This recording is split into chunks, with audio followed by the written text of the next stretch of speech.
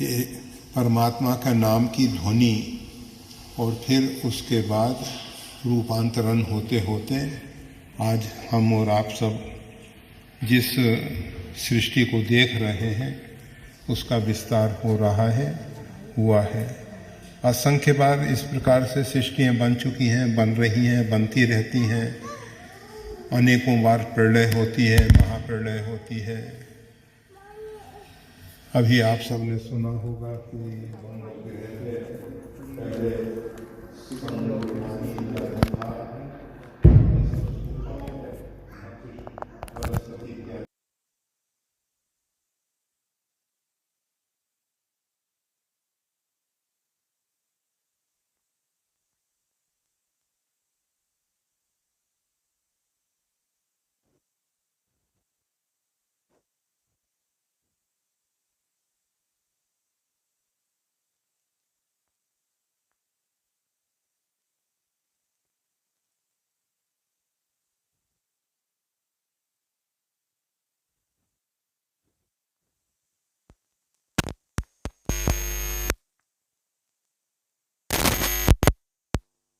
है, परंतु ये जीव जो है अहमता ममता के कारण दुखी हो रहा है। संसार की घटनाएं हमको दुखी नहीं करती हैं, संसार की घटनाएं हमको सुखी नहीं करती हैं। जिसके साथ हमारी अहमता ममता होती है, हमारे परिवार में बच्चे का जन्म होता है, हमको प्रसन्नता होती है। किसी दूसरे परिवारों में रोज करोड़ों बच्चे जन्म ले रहे हैं और मानव के अतिरिक्त अन्य शरीरों में अरबों की संख्या में जन्म ले रहे हैं, उसका हमारे ऊपर कोई असर नहीं होता। इसी प्रकार से अरब खरब जीवों की मृत्यु होती है, हमारे ऊपर कोई असर नहीं होता। परंतु जिसके साथ हमारा अटैचमेंट है, जिसके साथ हमारा संबंध है, जिसके साथ हम अपनत्व के भाव से जुड़े हुए हैं, जिसको हमने अपना मान लिया है, ये मान्यता धारणाएं जो हैं वास्तविक में मिथ्या हैं। वास्तविक में ये जीव जो है परमात्मा का अंश है और ये जो पंचमहाभूत और मन बुद्धि अहंकार, ये अष्टधा प्रकृति जो परमात्मा की अपरा प्रकृति कहलाती है, इस सब के द्वारा ये सब विस्तार है। ये शरीर भी उसी का विस्तार है। तो ये परमात्मा की अपरा प्रकृति है। जीव जो है परा प्रकृति का है, परमात्मा की परा और अपरा प्रकृति है। परमात्मा के अतिरिक्त जैसे व्यक्ति और व्यक्ति का स्वभाव, नेचर, प्रकृति पर्यायवाची है, व्यक्ति से प्रकृति अलग नहीं होती है।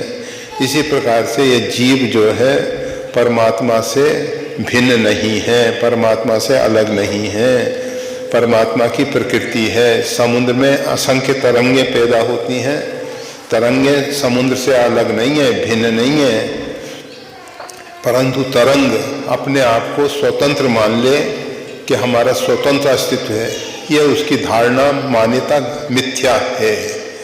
तो ये जीव जो है परमात्मा का अंश है और जो सृष्टि माता पिता के द्वारा हमारा जन्म हुआ, वो जन्म जो है उसके कारण हम अहमता ममता में, माता ने बता दिया कि ये तुम्हारे पिता हैं, ये तुम्हारे भाई हैं, ये तुम्हारी बहन है, ये तुम्हारे चाचा हैं, ये तुम्हारे नाना है, ये तुम्हारी दादी है, दादा है, जो जो उसने परिचय करा दिया उसमें हमारी ममता हो गई, ये मेरे हैं, ये मेरे हैं, ये मेरे हैं।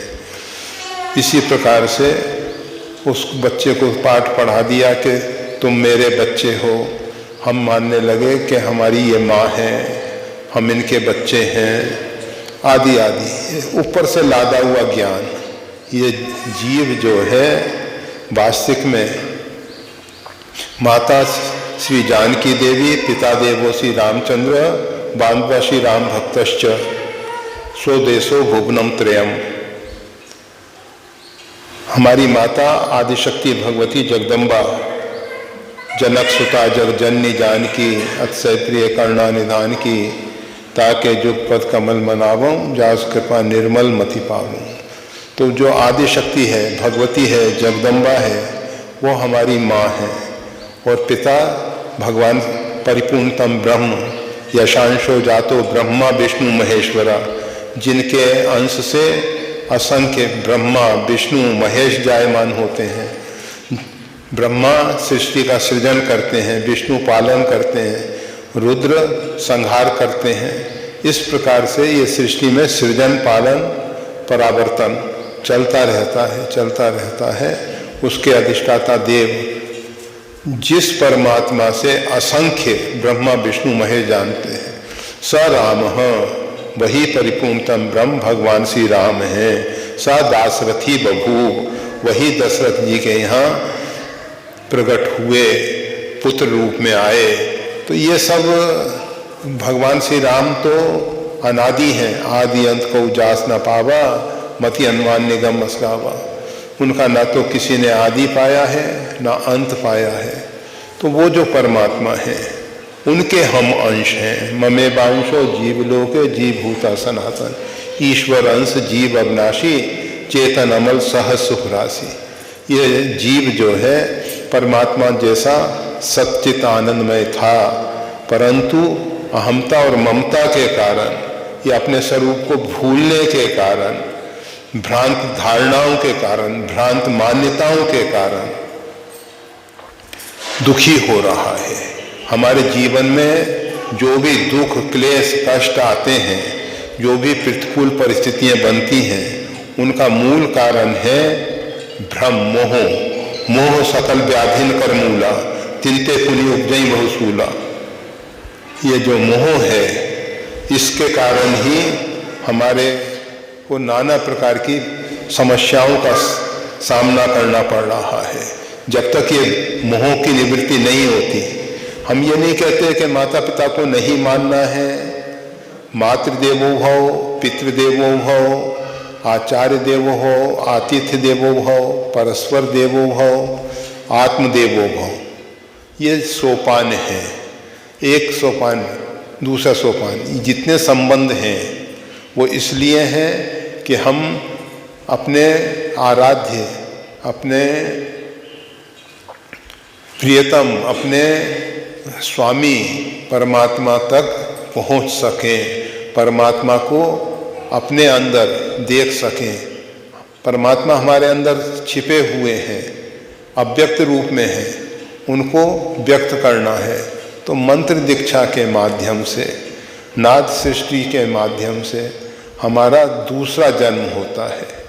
और दूसरा जन्म होने पर हम परमात्मा के साथ संबंध जोड़ते हैं।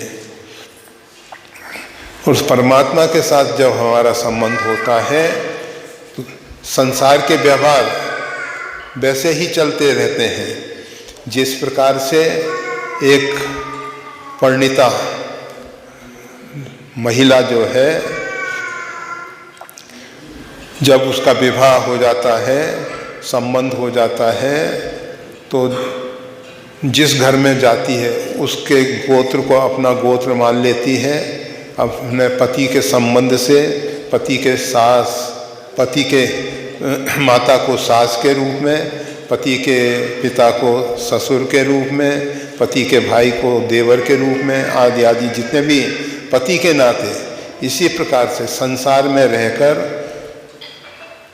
परमात्मा के साथ संबंध जुड़ जाने पर हमको सबके साथ यथोचित व्यवहार करना है, परंतु मुख्य हमारा परमात्मा के साथ संबंध है।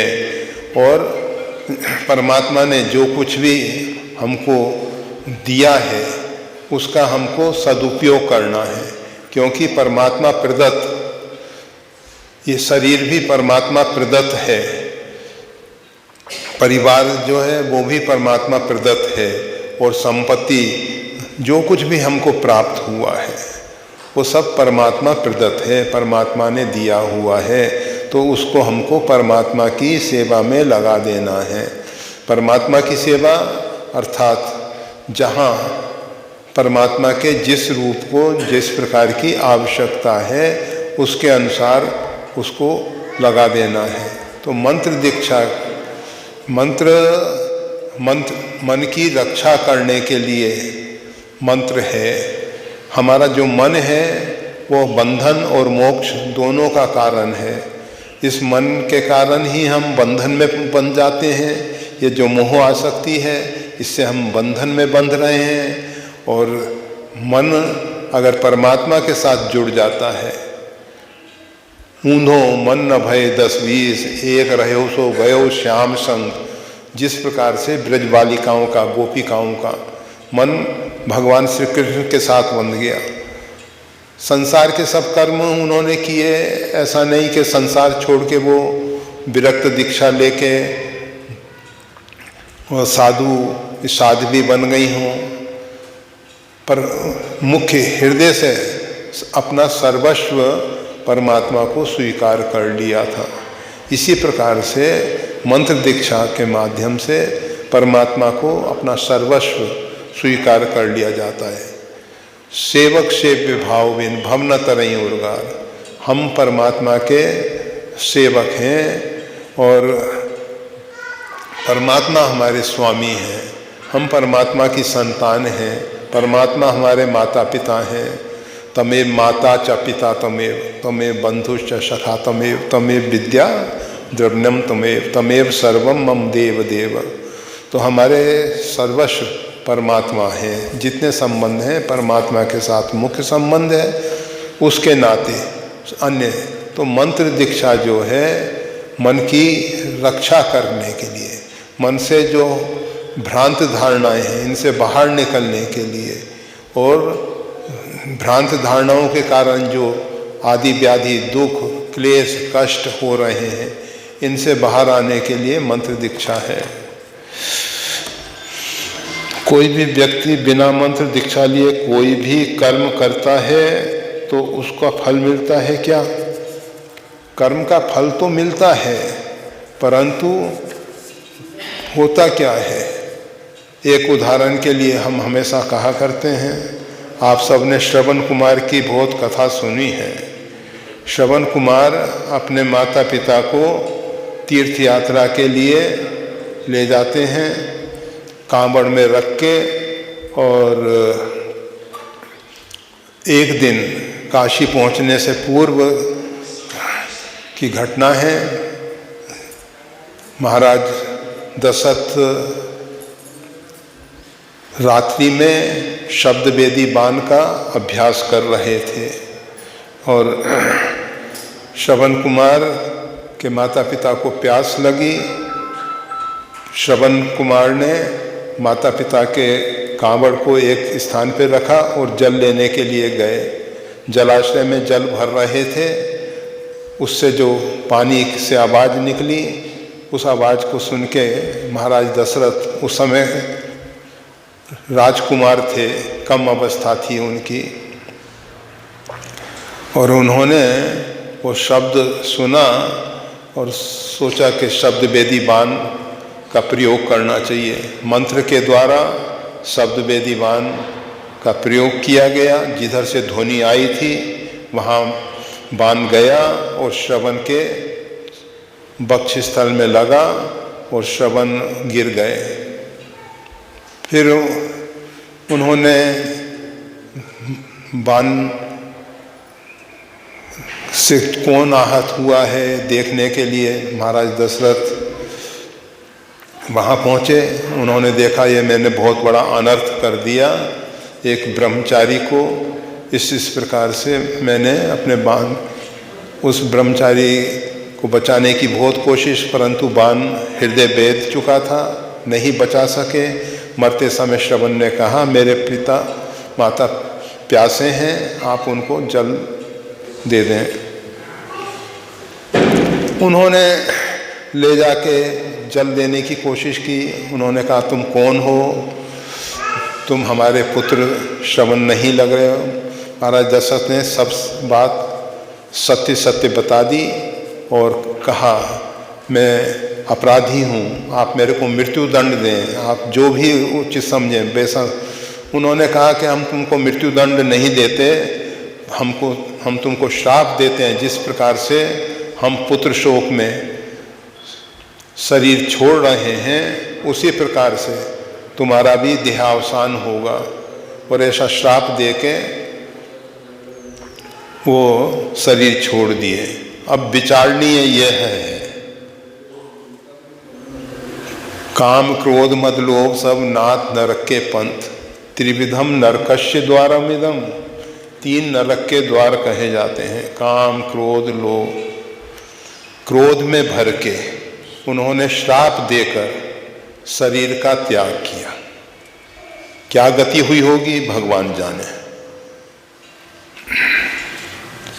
श्रवण कुमार अगर गुरु किए होते और गुरुदेव से पूछते कि हम अपने माता पिता को इस प्रकार से तीर्थ यात्रा कराने के लिए कांवर में ले जाना चाहते हैं, तो जो भी गुरु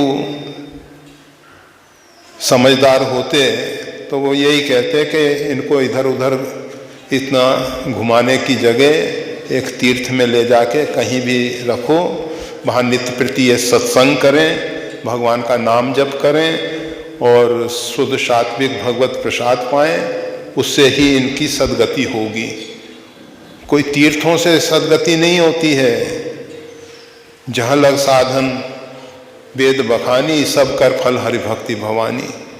तीर्थाटन साधन समुदायी, ये जितने भी तीर्थाटन इत्यादि हैं, उन सब का फल भगवान के चरणों में प्रेम होना है। सबसे बड़ा तीर्थ आत्म तीर्थ है, अपना हृदय ही तीर्थ है जहाँ परमात्मा विराजमान है।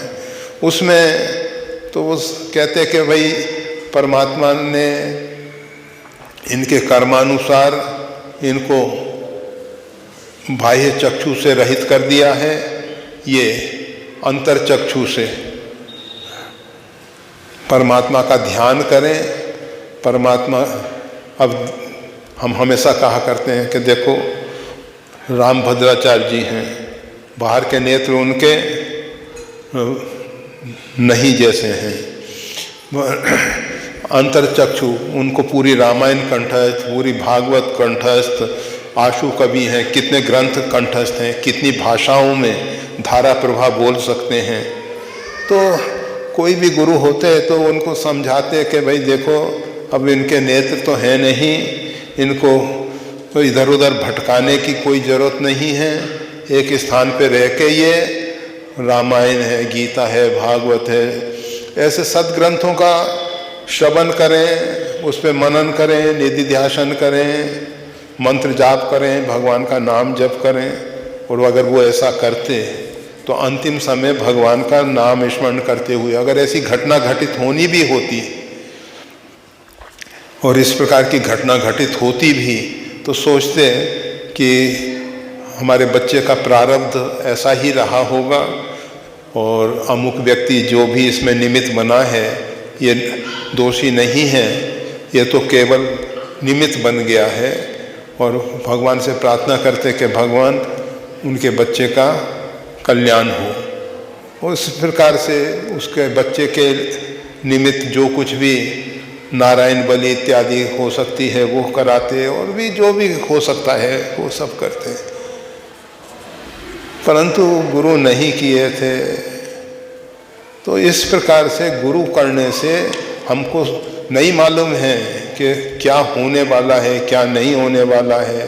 हम नहीं जानते भविष्य में क्या होने वाला है। तो हमको क्या करना चाहिए, क्या नहीं करना चाहिए, इसके लिए गुरुदेव जो मंत्र देते हैं, मंत्र जप करते करते अंतःकरण में परमात्मा का साक्षात्कार होता है, हमारा अंतःकरण शुद्ध होता है। और शुद्ध अंतःकरण में परमात्मा की जो आवाज़ है, संदेश है, उसको हम सुन के समझ सकते हैं। अंतःकरण शुद्ध हुए बिना परमात्मा के संदेश को सही रूप में नहीं समझा जा सकता, नहीं सुना जा सकता। तो मंत्र जो है आपके अंतःकरण को शुद्ध करके, पवित्र करके पारदर्शी बनाता है। हम हमेशा कहते हैं कि देखो भाई सूर्य का प्रकाश धूमिल कांच से आ रहा है तो धूमिल दिखाई दे रहा है, नीले कांच से आ रहा है तो नीला, पीले से पीला। इसी प्रकार से परमात्मा का जो संदेश हमारे अंतःकरण में आता है वो किस माध्यम से आ रहा है और वो माध्यम का असर उस संदेश पे होता है, तो वो संदेश सही रूप में हम नहीं समझ पाते। तो मंत्र दीक्षा जो है उससे हम सदकर्म, वास्तविक में क्या सद है क्या असद है हम नहीं जानते हैं। अब गायत्री मंत्र है तो गायत्री मंत्र में परमात्मा के तेज का ध्यान किया जाता है और परमात्मा से प्रार्थना की जाती है, हे परमात्मा हमारी बुद्धि को सदकर्मों की ओर प्रेरित करें। तो मंत्र हमको बताता है क्या सद है क्या असद है। आप देखते हैं, हमने बहुत बार बताया कि देखो भाई एक व्यक्ति है भूख से व्याकुल है, तड़प रहा है, हमने उसको भोजन कराया, तो भोजन कराने के साथ उसके शरीर में चेतना आई और उसने एक गांव में जाके आग लगा दी। अब वो पूरा गांव जल के खाक हो गया। अब वो गांव को जलाने में हम निमित्त बन गए, हमने भोजन कराया। अगर भोजन नहीं कराते तो हो सकता था कि वो इतनी शक्ति नहीं पाता और गांव को नहीं जला पाता। तो ये हमें नहीं मालूम है कि, और अगर मान लो कोई व्यक्ति सज्जन है, हमने उसको भोजन नहीं कराया तो भूखा मरता और हम अपराधी होते कि हमारे पास क्षमता थी कि हम भोजन करा सकते थे उसको और फिर भी नहीं कराया। तो दोनों स्थितियों में हम अपराधी होते हैं, हमें नहीं मालूम है क्या करना चाहिए। इसीलिए गुरुदेव कहते हैं मंत्र दीक्षा से बोध होता है कि तुम कर्ता नहीं हो। गीता का उपदेश मूढ़ात्मा कर्ता हमिति मन्यते, मूढ़ जीव अपने आप को कर्ता मान लेता है और उसके कारण कर्म फल भोग रहा है। अगर वो अपने अंदर कर्तृत्व अभिमान न रखे, उसका कर्तृत्व अभिमान नष्ट हो जाए तो उसका कर्म जो है अकर्म हो जाएगा। फिर वो कर्म के बंधन में नहीं आएगा, फिर उसको दोष नहीं लगेगा। अग्नि के अंदर कितने जीव जंतु गिर के मर जाते हैं, जल जाते हैं, परंतु अग्नि को दोष नहीं लगता है। सूर्य जो है उसकी किरणें, मेला पड़ा है, गंदगी पड़ी है, उसका रस भी शोषण करते हैं, गंगा जल का शोषण करते हैं, समुद्र का शोषण करते हैं, सभी प्रकार के रसों का शोषण करते हैं, परंतु उनको कोई दोष नहीं होता। तो जिसके अंदर अहंकार नहीं है, अभिमान नहीं है, मंत्र के माध्यम से हमारे अंदर बोध होता है, समझ आती है और अहंकार शून्य स्थिति में हम कर्म करते हैं और वो कर्म जो हैं हमारे अकर्म होके हमको बंधन में नहीं डालते हैं और हमारा चित्त शुद्ध हो जाने से भगवत कृपा से जो शुभ कर्म हैं हमारे वो ज़्यादा फल देते हैं, अशुभ कर्म जो हैं हमारे जितना अधिक से अधिक संख्या में कम से कम फल देने वाले हो जाते हैं। उस विषय में हमेशा बताते रहे हैं कि कर्म जो है हमको, जो हमने भूतकाल में कर्म किए जिसके द्वारा प्रारब्ध बना है वो बीज रूप में प्राप्त हुआ है। पुरुषार्थ रूपी भूमि में प्रारब्ध रूपी बीज पड़ता है। अगर भूमि शुद्ध सात्विक है, अर्थात जिसके हृदय में दया, क्षमा, मैत्री, करुणा, प्रेम, अहिंसा इत्यादि सद्गुण निवास करते हैं, उसके हृदय में पुण्य रूपी बीज ज़्यादा परिणाम देते हैं। और काम, क्रोध, लोभ, मोह, मत्सर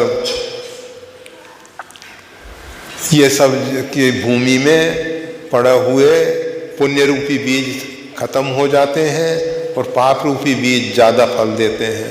तो मंत्र दीक्षा से हमारे द्वारा असद कर्म नहीं होते हैं। जहाँ तक हमारा मन साफ शुद्ध होता है, उसमें सद्गुण निवास करते हैं, जिसके कारण पुण्य का फल ज़्यादा मिलता है और पाप का। तो ये जो जिस व्यक्ति ने बिना मंत्र दीक्षा लिए कोई भी कर्म किए तो उसका फल मिलता है, दोनों में अंतर होता है। सिरा दीक्षा लेने के बाद मनुष्य को क्या क्या अनियमितता होती हैं।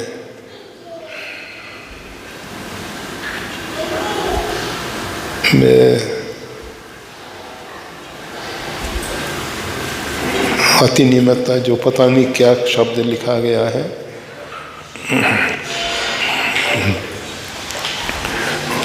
मंत्र दीक्षा लेने के बाद मुख्य रूप में शास्त्र निषिद्ध कार्य नहीं करने चाहिए। किसी भी जीव को, किसी भी प्राणी को, किसी भी परिस्थिति में, किसी भी प्रकार से, ना तो मन से, ना बुद्धि से, ना शरीर से, ना क्रियाओं के द्वारा उसको दुख नहीं पहुंचाना चाहिए। किसी भी प्रकार से उसको दुख नहीं देना चाहिए।